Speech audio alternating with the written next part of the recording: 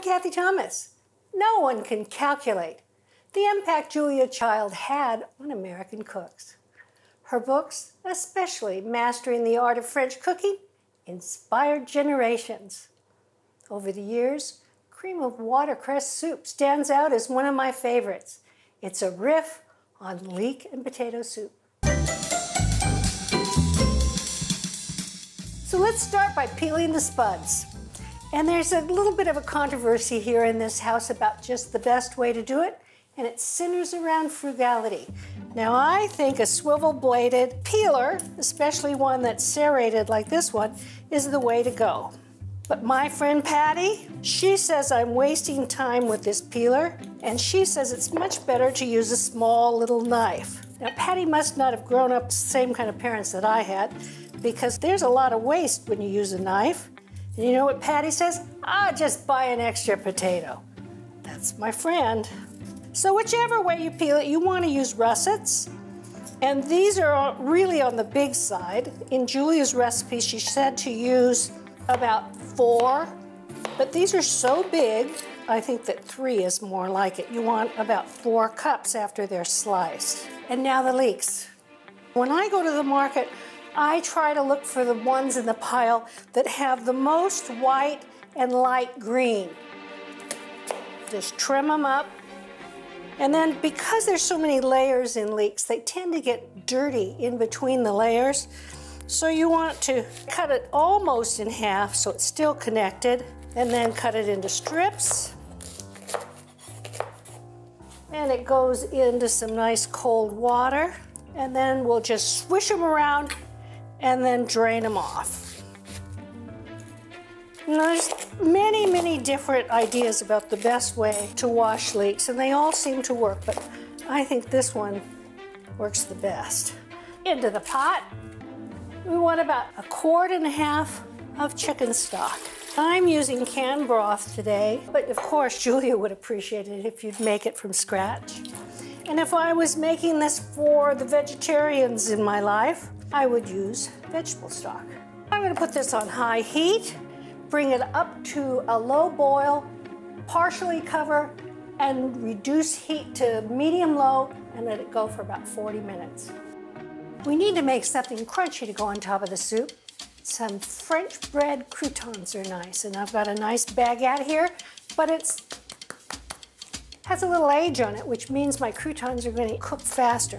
And I love this knife. This is an offset serrated knife, and it works really well for slicing French bread that's a little dry. Spread them out on a baking sheet, single layer, and brush them with a little olive oil, just giving them a little light dab. These are going to go into a 350-degree oven, and it's hard to say how long. I turn on the light and keep an eye on them. These are so dry they could be done in like 4 or 5 minutes. On top of the crouton is an optional addition. I take creme fraiche and mix it with prepared horseradish. I don't know what Julia would have thought of this, but I really like it. I know Julia liked creme fraiche. Now for the watercress. I've got 1 cup of packed fresh watercress that's been washed, and it's gonna go into the soup. I'm gonna give it a little stir. And crank it up a little bit and let it simmer for 5 minutes. Let's talk a little bit about this watercress. It's a relative of wasabi and mustard, so it's got a bite when it's raw. But when you cook it, it mellows out substantially. And as for this soup, it gives it just the right balance. The smell is magnificent. So what we're going to do at this point, this is the Cathy Thomas rule of pureed soups. We're going to take out a little bit of the broth. So if we need to regulate the thickness, we can add it back as needed. So what we're going to do now is blend it.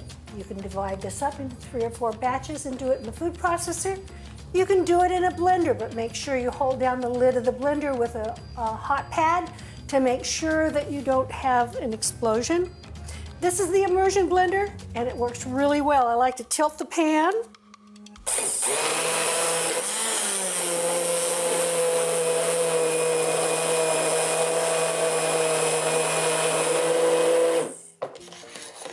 looks beautiful. I'm going to add back all that I took out because it's actually a little bit too thick, but that's my insurance policy. Add some salt, and we want to add some white pepper. That's in honor of Julia because she believed if the dish was a light color, it should have white pepper. Something I'm not sure Julia would have approved of, but I like to add just a little spark of acidity. And this is Frank's Red Hot Original. Yes, it's a little spicy. The first ingredient, after all, is peppers. But the second ingredient is vinegar. And I find that if a soup tastes a little flat, a little bit of this is just perfection. And then we also want the cream. And this is really up to you. Add a half a cup, whole cup. I added 3/4 of a cup. It's just really good. A couple of croutons. And then a little of this creme fraiche that has all that horseradish in it. Some chives, straight from the garden. And that's gonna be such a treat. Here's a quick tip from Melissa's. Roasting carrots brings out their sweet side. I love to team them with dukkha, a blend of nuts, seeds, and spices. It's a concoction with Egyptian roots. Tender carrots, crunchy dukkha, and a little plain Greek yogurt on the side. Start by preheating the oven to 400 degrees. And then on a rimmed baking sheet, you're going to roast the carrots. And I like to use small or medium carrots, and I like to choose them in different colors. They're all tossed with a little olive oil, and I do that right on the rimmed baking sheet, a little kosher salt, and then into that preheated 400-degree oven for about a half an hour. I want them to be tender, and I want them to be beautifully caramelized. About halfway through the roasting, give the pan a shake. And here they are. So the dukkha. We need some toasted sesame seeds. The recipe calls for 2/3 of a cup of sesame seeds, so I usually do them 1/3 of a cup at a time, just in a little skillet over medium-high heat, giving it a good shake. And it's really something that you can't really multitask with. You have to keep your eye on them because you have to give them a good shake, every 20 seconds or so, until they're nice, lightly browned.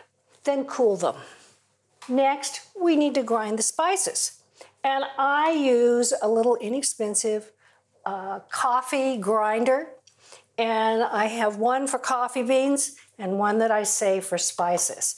So in goes some coriander seed and some cumin seed. And I want to grind those up.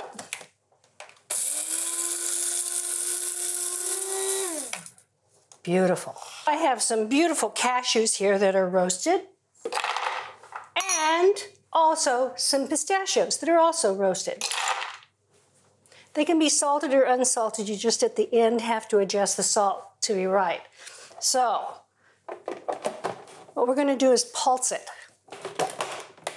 because we want some left fairly large and others ground up so it's a nice texture.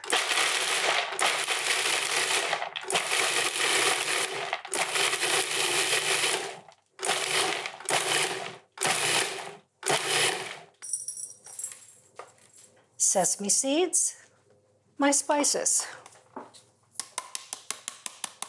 The smell is irresistible. I'm gonna give it a little taste. It's so good. Want a little bit of salt. Remembering that the carrots have already been salted. Carrots in place. I've left a little space for some yogurt. And then the dukkha. And the leftover dukkha you can keep stored in the refrigerator for a couple weeks, well sealed. And it is delicious on just about anything from chicken breasts to cottage cheese. Anything, it's delicious. The produce aisles are filled with so many delicious choices. Try something new. Have an adventure.